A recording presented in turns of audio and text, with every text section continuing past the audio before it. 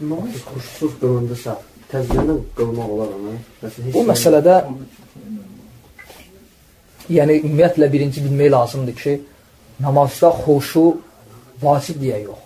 Yəni namazda xoşu vacibdir yoxsa müstəhəb. Birinci bunda alimlər ixtilaf edirlər. Alimlər ixtilaf edirlər ki, namazda xoşu muti şəkildə Allaha ibadət etmək, bu namazda vacibdir yox.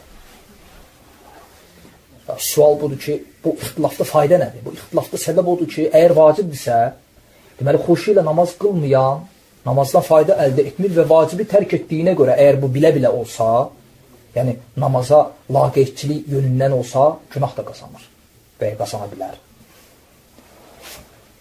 Amma xoşu namazda müstəhəbdirsə, bu hökmə alınır. Və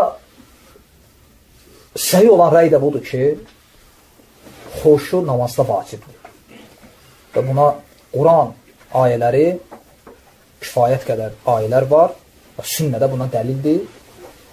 Bu bir. İkincisi də ki, əgər xoşu ilə qılmasa, bunu tezdən qıla bilər. Cavab odur ki, buna adət etməmək şərti ilə edə bilər. Yəni, xüsusən də o halda ki, namaz qıldı və namazdan iki dənə şey xatırındadır. Namaza girərkən etdiyi təkbir, bir də çıxarkən salam, bir də rükətlərin sayı. Yəni, namazdan heç bir nəsibi yoxdur. Və bu halda namaz qıldı və sonra peşman olsa, tezdən qıla bilər. Amma, yəni, yox, namazı normal qılıb, bu ola bilər müəyyən rükətdə fikri arası gedib. Çünki hər kəsin namazı %100 deyil.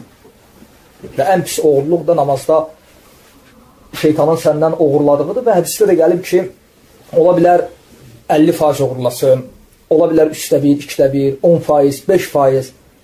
Durur, qənimətdir. Nə qədər qopardı. Ona görə heç kəs deyə bilməz, yəni mən də təkbiri gətirdim, salamları üçün %100. Yox. Bir də görürsən, Fatihəni oxuyursan ki, vələ dalin ayıldın ki, bazardan qayıdırsan. Fatihəni oxuya bazarlıq deyirdi. Aydındır. Necə Ömər ibn Xattab radiyallahu anhu deyir ki, cihad üçün, cihadda, daha doğrusu kafirləri məğlub etmək üçün o hazırlanacaq ən qəliz planları namazda şeytan verirdi. Və namaz qılanda şeytan o planları yadıma salırdı, cihada hazırlaşırlar axı. Psixologiya oraya yönəlib və şeytan, yəni namazdan oğurluğu kafirlərin diyarını oğurlamaqdan, belə deyək də, zəbtləməkdən daha yaxşı görürdü. Planı verirdi sənə, amma tək neynəsi? Namaz. Ona görə bir gün biri gəlir, Əbu Hanifə rahiməhullaha şikayət edir, daha doğrusu Əbu Hanifə rahiməhullaha şikayət edir, deyir ki, məsləhət alır. Bir kisə qızılını itirir. Kişi bir kisə qızılını itirir. Gəlir Əbu Hanifəyə deyir ki, nə məsləhət görürsən? Necə eləyim? Buna da deyir ki, yəni necə eləyim tapıb onu? Yəni şəriətdə bir yol. Əbu Hanifə rahiməllah da deyir ki, sən gecə namazlarına qalxırsan, bu da deyir yox. Allahu ələm. Ola bilsin desəydi ki, hə, bəlkə də Əbu Hanifə rahiməllah deyərdi ki, gecə namazlarında Allaha dua ilə, Allah subhanət hala kömək edər. Sahabələr ayaqqablarının bağını belə Allahdan istəyirdilər. O qədər Allaha qarşı olan təvəkkülləri güclü idi. Bu adam deyir ki, yox, mən gecə namazları qılmıram. Yəni, əks bir cavab. Və Əbu Hanifə rahiməllah deyir ki, gecə dur, gecənin yarısı, gözəl şəkildə, amma bir dənə şərtlə xuşu ilə dəstəmaz al və 2 rükət xuşu ilə namaz qıl. Və sonra da dua ilə. Səhərsi gün kişi əlində qızıl kisəsi ilə gəlir, tapıb, Əbu Hanifə deyir, necə oldu?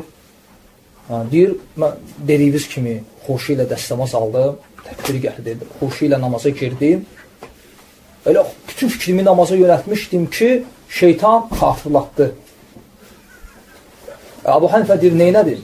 Deyirəsinə namazdan çıxdım, gedib götürdüm. Yəni, şeytan nail olub, yəni. Şeytan dünyada da bir kisə, onu verib, amma axirətini alıb əlindən. Tam bu şunu qılmağın ixsan əhlidir də o əldə. O, yəni, çətindir. İnşallah ona görə çalışmaq, dua etmək lazımdır. İxlasla.com saytı tərəfindən təqdim olundu.